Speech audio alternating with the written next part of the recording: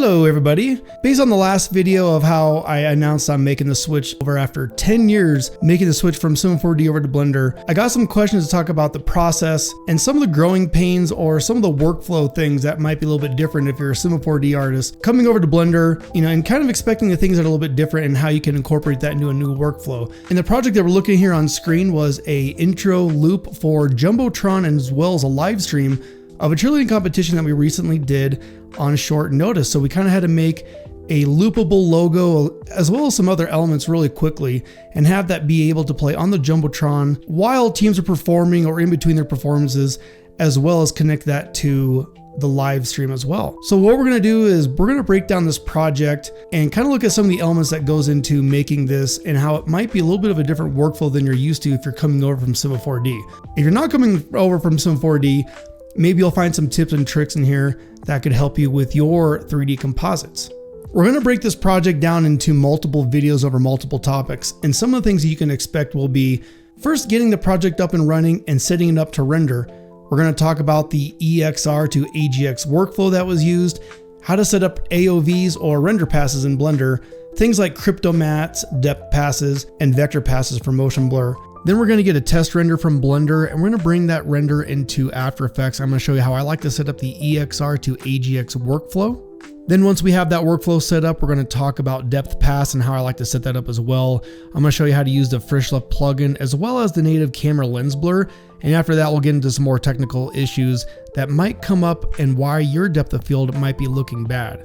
After that, I'm going to talk about crypto mats specifically, and how you can reduce the amount of layers and mats that you have inside of After Effects so not everything is using a Luma mat. We're also going to talk about render settings and how to render, and I know that might sound boring, but there are some tips and tricks I'm going to show on how to render sequences faster with multiple instances of Blender, as well as how to use some online programs to estimate the time of your renders. We're going to also look at some command line rendering and also use the command console inside of Blender to kind of get an idea of what our renders are doing and how long they're taking.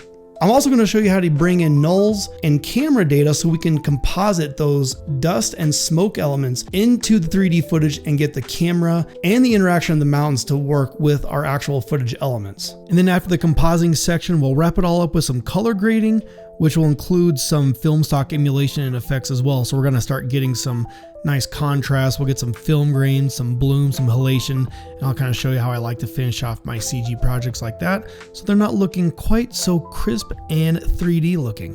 So that's the overview of the series. And with all of that in mind, let's go ahead and jump into the project file and take a look at what we're working with here.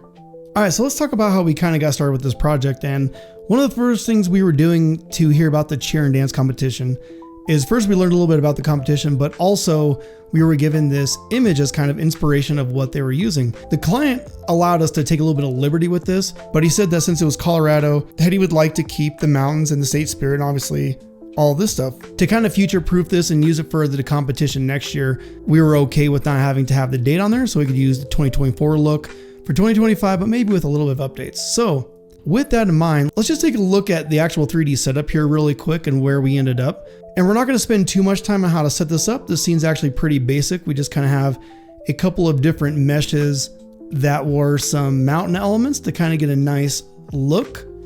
And from here, we have a camera move that starts behind the mountains that acts as a wipe.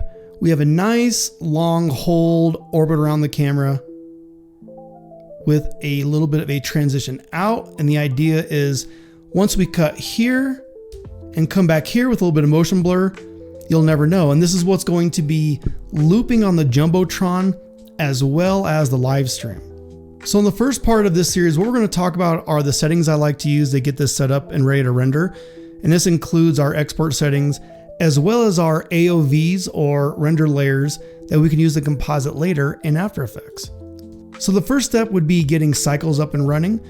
We have cycles set here. I'm using the plugin Turbo Tools because I like how it gets me up and running really well, really quick, really fast, and you just get really clean renders for less time.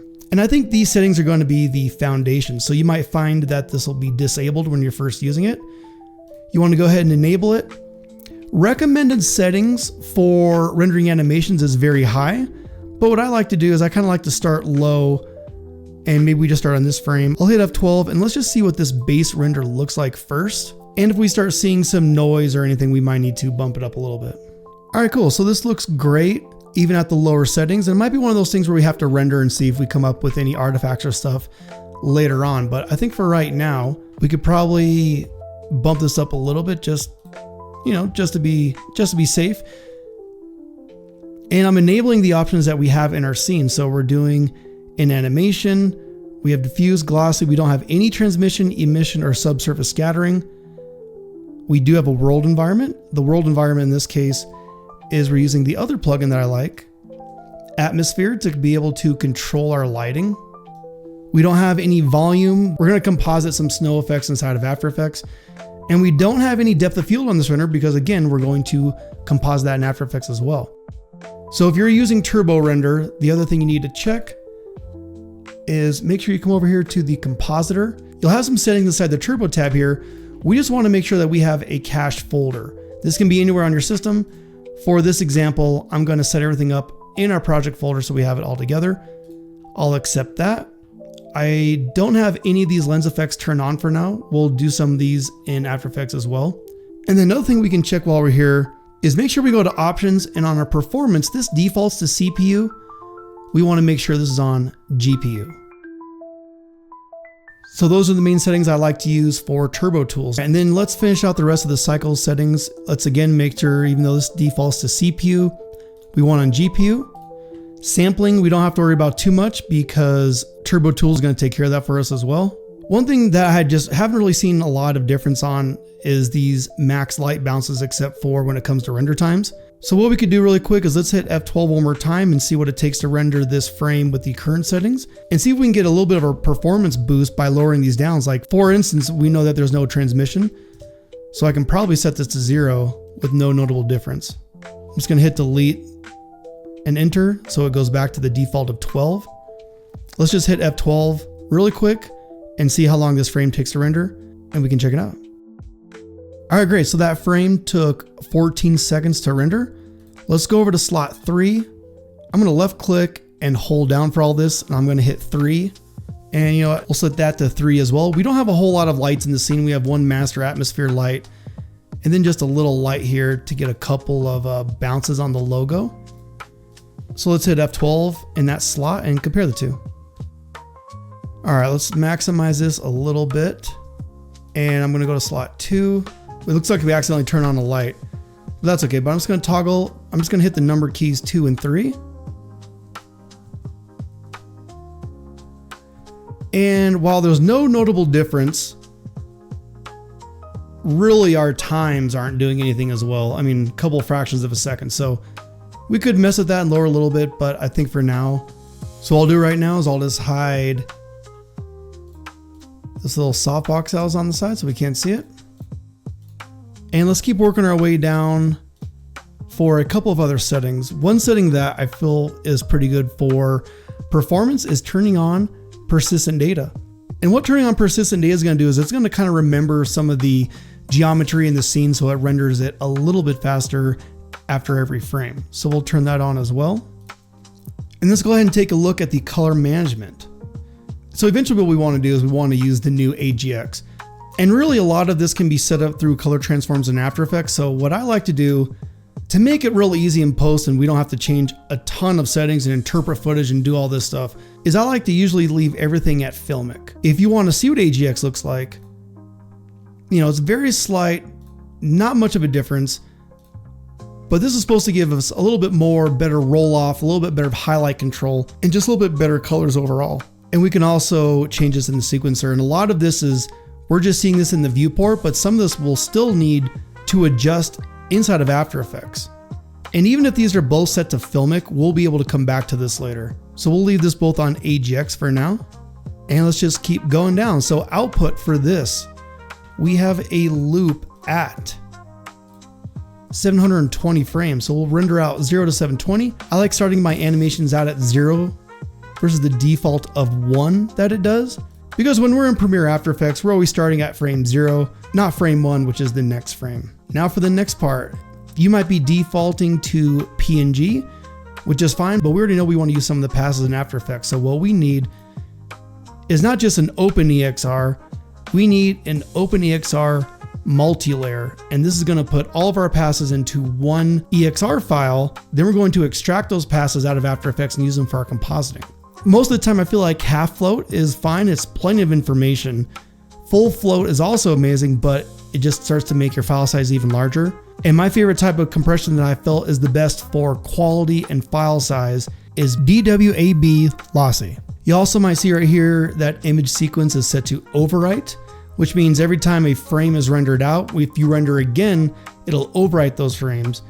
I'm right now going to set this to preview and placeholders, and I'm gonna leave this there for now. And when we get to the rendering tips and tricks section, I'll have a couple little things that might help you render out these sequences a little faster. Color management, we're gonna follow what we set up earlier. We don't want to override with anything right now.